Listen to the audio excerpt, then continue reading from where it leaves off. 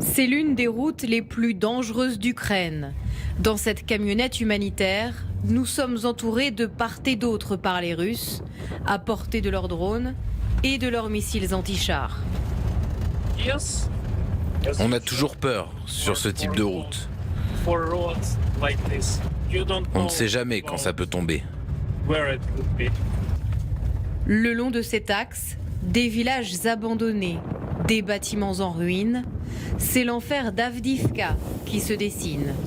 32 000 âmes avant la guerre, 1300 aujourd'hui et des rues désertes.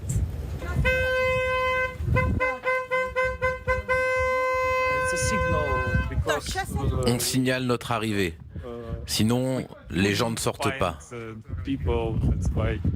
Aussitôt, des silhouettes émergent des sous-sols. Il y a des gens qui se sont enfuis, d'autres qui vivent sous terre. C'est très dangereux ici. À la vue de leurs bienfaiteurs, les mines sombres de ceux qui n'ont plus rien s'éclairent d'un sourire. Merci beaucoup. Tenez, du pain. J'ai des réflexes qui me reviennent de la Seconde Guerre mondiale.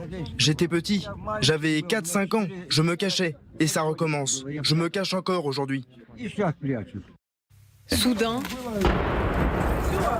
une frappe russe fend l'air et ramène tout le monde aux abris. C'est dans les caves de ces immeubles communistes que ces habitants subsistent. Il y a trop de bombardements et beaucoup de gens d'Avdiivka sont déjà morts. Mais même des gens qui sont partis sont morts. C'est devenu trop dangereux. On entend des bombes tomber.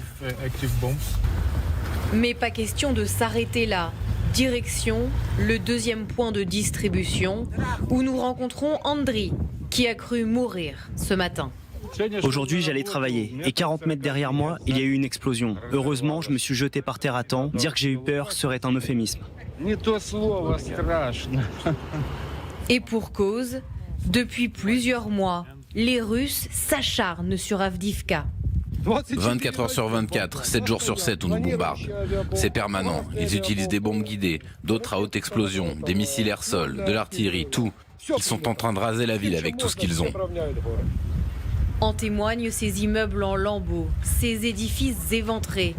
L'état de dévastation est tel qu'il choque même les habitués. C'est un lieu de mort. Ça me fait penser à des endroits comme Tchernobyl. C'est complètement désert. Il n'y a plus personne, plus rien. Juste le silence. Écoutez le silence. Malgré ce chaos, Seri garde cette volonté d'aider ceux qui restent, peu importe leur motivation. Peut-être que certains restent ici parce qu'ils espèrent l'arrivée des Russes, mais on ne leur demande jamais, on les aide juste. Des Russes qui avancent inexorablement. Ils ne sont plus qu'à 1 kilomètre de cette ville martyre qui résiste depuis déjà 10 ans. Et voilà donc pour ce document exceptionnel qu'on a regardé avec nos experts, Magali Barthez, Didier François, le général de Saint-Quentin. Bonsoir à tous les trois. On va retrouver Solène Rioux dans quelques instants, naturellement. Didier, l'une des choses qui frappe, c'est de voir que la vie se poursuit. Malgré tout, il y a des gens qui sont là, qui vivent. Ouais, alors dans toutes les villes sous siège, il y a toujours cette espèce de surprise de découvrir des gens qui vivent dans les ruines et sous les bombes. C'était la même chose à Grozny, c'était la même chose à Alep en Syrie. Il y a toujours des gens qui restent. Et c'est toujours très surprenant, effectivement. Surtout que là, alors donc il y a déjà, comme l'explique très bien Solène dans son reportage, il y a 10 ans de guerre sur cette ville, puisque depuis 10 ans, les Russes essayent de le prendre. C'est tout à côté de Donetsk. Et ça fait 10 ans que... Et là, depuis 3 mois particulièrement, les Russes font une pression énorme sur cette ville, mais Solène nous l'expliquera, puisqu'elle y est, elle nous le dira. Et depuis 3 mois qu'ils poussent, finalement, oui, ils ont grignoté au nord, ils ont pris le Terril, ils ont avancé un peu au sud, mais finalement, alors que au mois d'octobre, au mois de novembre, il y avait une inquiétude assez forte sur le fait qu'elle puisse tomber, finalement, les Ukrainiens ont envoyé des renforts et elle tient depuis 3 mois. C'est-à-dire l'offensive russe lancée il y a 3 mois, pour l'instant, grignote, certes. Elle est passée au nord, ils ont repris le Terril, mais on voit une résistance ukrainienne qui continue de tenir la ville. C'est assez étonnant. Général, est-ce qu'il y a une sorte de garantie de sécurité pour ce type de convoi dans le droit de la guerre, si le droit de la guerre encore court dans ce dont on moi, je crois parle aujourd'hui? Il faut saluer le courage d'abord des gens qui sont restés, et de ce monsieur qui fait le ravitaillement. Parce qu'en réalité, il peut très bien être frappé par un drone. C'est ce qu'il dit d'ailleurs. Enfin, il ne parle pas du drone, mais il dit on ne sait pas quand ou d'où ça peut tomber. Il roule sur une route déserte. Il suffit qu'il y ait un drone russe qu'il voit et qu'il désigne comme cible. Effectivement, il peut prendre un tir d'artillerie. Donc, son intérêt, ou même un tir de drone suicide, donc son intérêt, c'est de jamais rester au même endroit trop longtemps. Effectivement, le temps que... Mais il est visible très nettement, vu du ciel, comme le nez au milieu de la figure. C'est le seul mobile dans un paysage complètement immobile et complètement silencieux, comme il le dit lui-même. Donc non, il n'y a pas de garantie de sécurité pour lui, il n'a pas de Croix-Rouge, et il n'a pas de raison d'en avoir une sur le toit de son véhicule. Et même il aurait ça, je ne suis pas persuadé que de toute façon que ça le protégerait beaucoup. Donc non, il prend manifestement beaucoup de risques, et il faut saluer le courage de tous ces gens-là, qui sont, moi je trouve, admirables, une forme de stabilité, de stoïcisme face aux épreuves. Et on salue aussi évidemment le courage de notre équipe qui accompagne ce convoi, et de vous, Solène, qui est avec nous en plus en direct ce soir. Merci beaucoup. On a tous regardé évidemment votre reportage, nous aussi dans le silence, et avec énormément d'intérêt. Il y a un chiffre qui en dit long sur l'intensité des bombardements. C'est le commandant militaire local qui l'a dit ce matin. 250 bombes sont tombées sur Avdiivka en 2 semaines.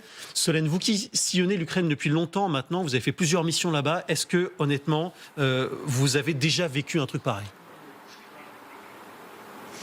Écoutez, en fait, le jour où on y allait, et c'est aussi ce qui nous a permis d'aller à Avdiivka, c'est que la situation était relativement calme. Relativement, évidemment, parce que oui, vous l'entendez, ça tape continuellement au niveau de la ville d'Avdiivka. Mais je peux comparer, par exemple, avec décembre 2022, où avec mon équipe à l'époque, on s'était déjà rendu à Avdiivka. Les Russes étaient à 2-3 kilomètres. Par comparaison, aujourd'hui, les Russes sont à 1 kilomètre au plus proche de la ville d'Avdiivka. Et à l'époque, j'avais trouvé que ça semblait plus dangereux. En tout cas, on entendait les frappes beaucoup plus proches. Il y a quelque chose qui joue en ce moment. C'est la météo, le plafond nuageux qui est assez bas, et il y a la neige aussi. Donc ça gêne la visibilité des Russes qui envoient moins de drones, qui lancent moins de frappes. Mais c'est vrai que ces frappes, on les entend quand même continuellement. Nous, on ne reste pas très longtemps dans ce genre de ville, 2 heures maximum. Et encore, c'est vraiment un maximum parce qu'on a passé la moitié du temps aussi dans les sous-sols pour pouvoir parler à ses habitants et voir comment ils vivent. Mais c'est vrai que quand on est à la surface, déjà, il n'y a pas âme qui vive. Personne ne reste dans les rues et on entend très régulièrement les tirs. Ça peut être des tirs de mortier, des tirs d'obus. Les drones, on n'en a pas vu, mais les habitants nous en ont beaucoup parlé. C'est une grande terreur là-bas parce qu'il y en a énormément. Les Russes en utilisent habituellement beaucoup. Et puis, ils utilisent aussi ces bombes aériennes guidées qu'ils lancent via l'aviation. Donc, on a vraiment, en tout cas, c'est ce que les habitants nous ont dit, le sentiment que les Russes actuellement s'acharnent sur cette ville d'Avdiivka. Est-ce qu'ils vont le faire de la même manière qu'à Bakhmout ? Ça reste encore à prouver, mais pour l'instant, c'est la direction que ça semble prendre. Merci beaucoup, Solène Riou, et merci également à Gabelle Aurillon qui est avec vous. Merci à tous les deux. Alors, Magali Barthez, encore une fois, on essaye toujours de comprendre comment on peut subsister, comment on peut assister à ce point pour cet enfer. C'est quoi ? C'est le symbole absolu pour Poutine, pour sa présidentielle, mars 2024, c'est ça ? Il y a des villes qui sont devenues des symboles dans cette guerre en Ukraine. Alors, il y avait Bakhmout, évidemment, il y a un an. Et c'est vrai qu'Avdiivka en est un, même si cette ville, elle est plus stratégique que l'était Bakhmout, parce que c'est vraiment, comme le disait Solène, c'est un endroit où on se bat depuis 10 ans, où en 2014 déjà, il y avait la guerre là-bas. C'est pour ça que la résilience de ses habitants est absolument stupéfiante, parce que c'est vrai que ça dure, et qu'il faut s'organiser coûte que coûte dans cette vie souterraine. Mais c'est vraiment une ville forteresse où les Ukrainiens ont installé des fortifications. Et c'est certainement pour ça aussi que même si les Russes s'acharnent et en effet pilonnent la ville, pour le moment, ça tient. Mais c'est vrai que depuis plusieurs mois maintenant, dans cette partie de l'Ukraine, on sent que les Russes poussent énormément, alignent énormément d'hommes, accusent manifestement des pertes aussi qui sont considérables. Et pourtant, ils tiennent. Et il y a toujours plus d'hommes qui arrivent en face. Ça, c'est ce que racontent aussi les soldats ukrainiens sur la ligne de front. Mais c'est vrai qu'il y a quelques semaines, on pensait que la ville pouvait tomber. Et puis, on a vu, en effet, le président Zelensky, au mois de décembre, venir sur la ligne de front, aller à Avdiivka, saluer les hommes qui se battent en première ligne. Et aujourd'hui, c'est vrai que les Russes se rapprochent, mais pour le moment, n'ont pas réussi à refermer cette pince d'Avdiivka. Ouais, peut-être voir comment ça se passe sur la carte. Comment ils font concrètement Didier, les Ukrainiens pour empêcher les Russes d'avancer, malgré, c'est vrai, ces milliers et milliers de soldats qui arrivent sans arrêt. Alors,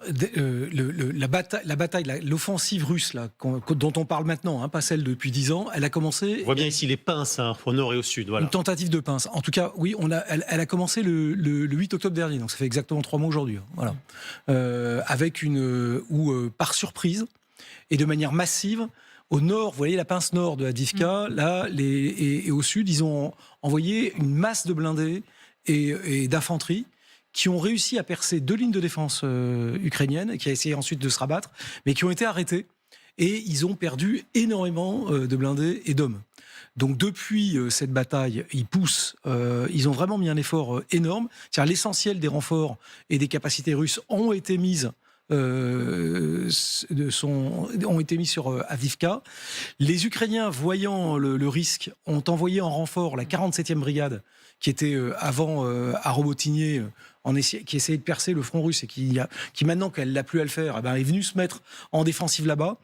Les Ukrainiens ont mobilisé à cet endroit-là. Alors les Russes utilisent énormément.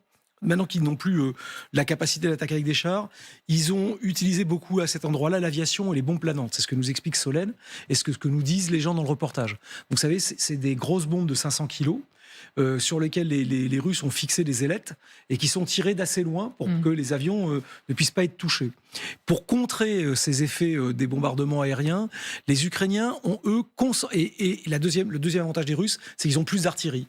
Pour contrer ça, les Ukrainiens ont concentré sur Avdiivka les Césars, les canons César français qui tirent assez loin, les HIMARS, américains qui tirent aussi assez loin, et ils ont concentré aussi leur capacité de drone sur la zone. Donc ils ont fait de la contre-batterie, ils ont détruit une grande partie de l'artillerie russe grâce aux drones qui surveillaient et à l'artillerie de longue portée de précision occidentale qui a cassé les capacités d'artillerie russe quand elle se dévoile et les concentrations d'hommes qui montaient à l'assaut. Et jusqu'à présent, c'est cette utilisation combinée des canons longue portée et des drones qui leur ont permis de tenir, parce qu'ils sont aussi extrêmement bien défendus. Ils ont le gros bastion dont parle Solène, c'est la coquerie, qui est c'est une espèce d'énorme usine de type Avostal, avec des tonnes de tunnels souterrains, etc.